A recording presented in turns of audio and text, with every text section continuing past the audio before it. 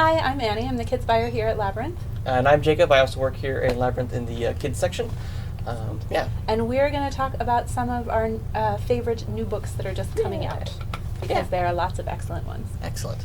So one of my new favorite books is by Victoria Jamieson and Omar Mohamed called When Stars Are Scattered. You may be familiar with her work from, she did Roller Girl, which is one of my all-time favorite kids graphic novels. This one follows two brothers who spend most of their lives in a refugee camp in Kenya.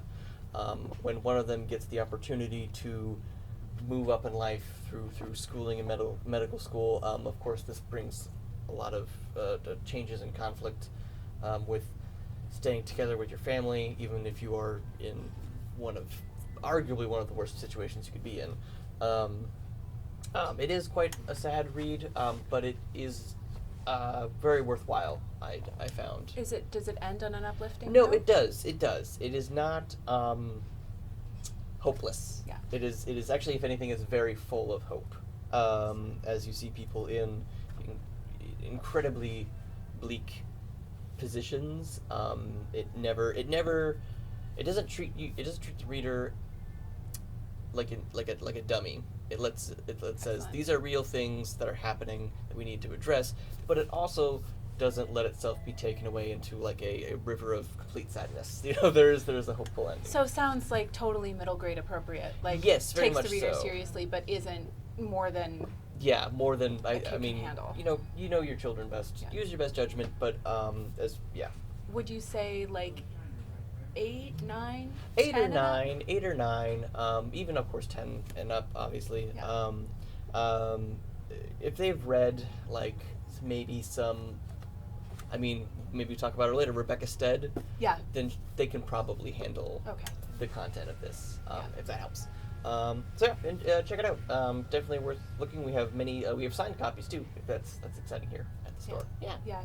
I know this was really something that she worked on and for a long time trying to get it right, and it sounds like she did a pretty great job. I've enjoyed a lot of it. It's pretty. Yeah. So speaking of Rebecca Stead, she has a new book out this month. The List of Things That Will Not Change. It is a beautiful book, as honestly all of hers are. Yeah, she's a master of middle grade. She's really wonderful. This is about a girl whose parents have divorced, and it was an amicable divorce. Her father just came to terms with the fact that he was gay, and so that splits things up. And he met someone, and they are getting married. So there are lots of changes happening in her life, and she has struggled with anxiety. So it takes her through the course of this really exciting thing that's happening, but also all of the changes that it brings with it and the things that brings up for her. Growing up is already a complicated process that can be really fraught, and it manages it all so beautifully. It doesn't make any of her fears ridiculous. Mm-hmm. The grown-ups are excellent grown-ups. Mm-hmm. They're not perfect humans. Yeah. But they're, her mother's great and loving, her father's great and loving. They are all navigating this difficult thing together. Mm-hmm. It's beautiful. That's great. It really is beautiful. Yeah. She's all excited to get a sister, because her father's partner has a daughter. Yeah.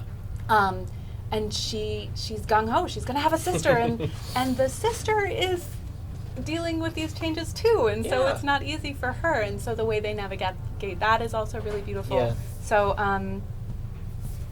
anybody who likes realistic contemporary middle grade, I would say totally appropriate for 9 and up.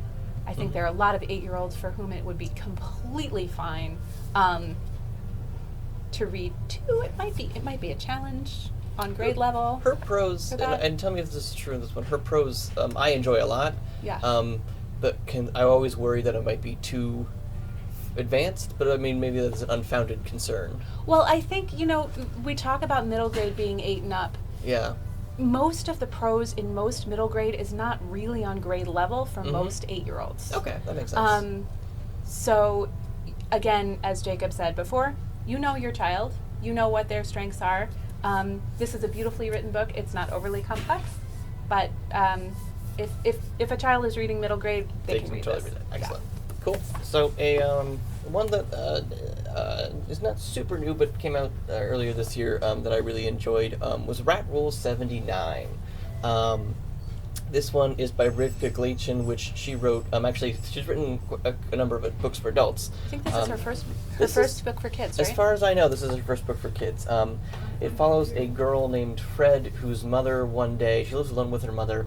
Her mother one day just walks into a Chinese lantern that appears in the middle of their room. She follows her, and it becomes very Little Alice in Wonderland, but really more akin to like Phantom Tollbooth, something like that. There's a lot of wordplay.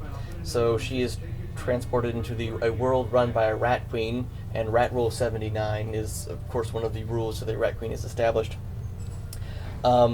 She meets an elephant who is the elephant in the room, and he feels neglected because no one will talk about him. I mean, you gotta feel for him. You gotta feel for him. There is a part where time is... it's illustrated. Yes, it is illustrated, and I'll put some stills in here. Just very simple red, black, and white, three-tone illustrations, but I absolutely love them. They're gorgeous. They're very nice. And illustrated middle grade is such a nice thing. Yeah. And I feel like I would like there to be more of it. Yeah, there's a couple maybe illustrations a chapter. Okay, so at one point, Fred is given a round wooden coin that says "Tuit," T-U-I-T, on it. And she's like, I don't really know what this is for. And this is some of the dialogue that I think showcases the wit and the wordplay that runs pretty much nonstop throughout this book. I can't speak of the plan of waiting until one gets a round to it, but I do know that it's usually a very, very bad idea to put off thinking about or doing something until you get around to it. Not always, but often enough. That said, I wasn't there with them, and there was nothing I could do to save them from their plans. Fred folded the ticket in half, and then half again, and put it in her pajama pocket. Around to it, getting around to it, that comes back into play later, later in their quest to find her mother, as well as the Rat Queen, because the Rat Queen has lost her heart, H-A-R-T. There's a lot of layers. There's they go across a sea of insulting fish, many things. That sounds fantastic. It's very, very whimsical. A little dark humor occasionally, but nothing out of beyond Roald Dahl. So fair enough. Nothing that he didn't get up to. Sounds like good for the kid who likes puzzles, good for the kids who like math. Yes, there's a lot of math in here. Fred and her mom give each other math puzzles throughout the book. It's kind of a way to connect. Really cool. It's a good story about Fred is a very believable child who's just. At first she's upset with her mom, and then her mom goes away, and she goes to find her mother, and then learns a lot along the way about herself. And it's really neat and really cool. Would it be good to read to a younger kid than middle grade, or do you think it would go over their heads? I think so. I mean, a lot. The thing about the wordplay is it is A, nonstop, and B, some of it is very subtle, and some of it is much more on the nose. So I think you could, again, your kids. Yeah. If they've read the Phantom Tollbooth, or you've read the Phantom Tollbooth to them, I think this would be a next logical step. I'm going to try not to go on too long about this one. That's fine. I already went too long with that one. I just finished it. This is Echo Mountain by Lauren Wolk. Lauren Wolk, you may have read Wolf Hollow. You may have read Beyond the Bright Sea. If you haven't, you would be doing yourself a favor to pick those books up. They are beautiful. Like those two, this is also historical fiction. It follows Ellie, who has moved with her family from Bethel, Maine. Oh, okay. To live on a mountain also in Maine, but not close to much. So they've started farming. Her parents, neither of them were farmers. Her mother was a teacher and a musician. Her father was a tailor, but it's early in the Depression, it seems like, and they've just lost everything. I mean, they had the wherewithal to buy the land, but that's... Yeah. Okay. She has two siblings, an older sister who is 15 and not happy with having lost everything and being on a mountain. Fair enough. Right? And then a younger brother who's just kind of, he seems like he's maybe 6 or 7. Mm-hmm. He's going to follow her around and be kind of a nuisance, but also lovely. Yeah. You know. Her father is, when the book opens, her father is in a coma. Okay. There has been an accident. He was felling a tree, and the tree felled him. Okay. Ellie is not really responsible for the accident. I mean, as much as any kid could be. Right. She's being sort of held responsible, she thinks, unfairly. Mm-hmm. But her mother and her sister resent. This is too long. I'm sorry. It's about like many of Lauren Wolk's books are. It's about insiders and outsiders. Mm-hmm. The family is already outside of everything they're familiar with, Mm-hmm.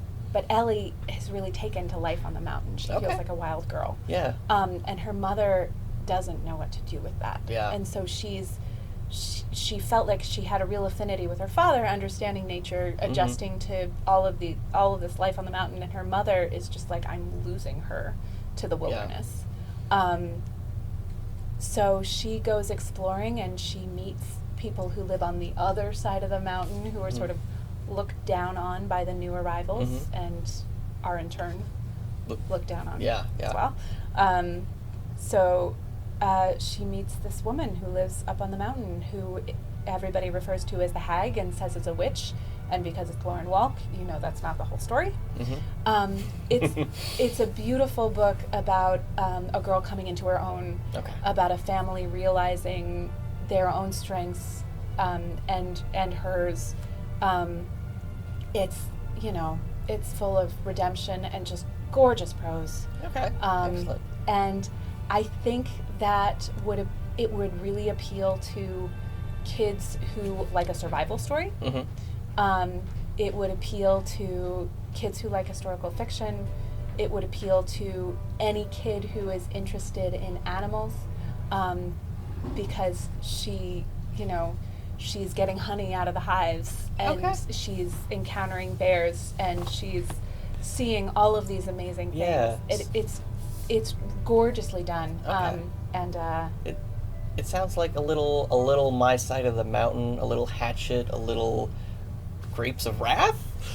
Kind of. Yeah. I mean, it brings a lot of elements in. I mean, and it is really, yeah. I mean, there's definitely that element, but and like Sam in My Side of the Mountain, this is something she chooses and she loves. Yeah.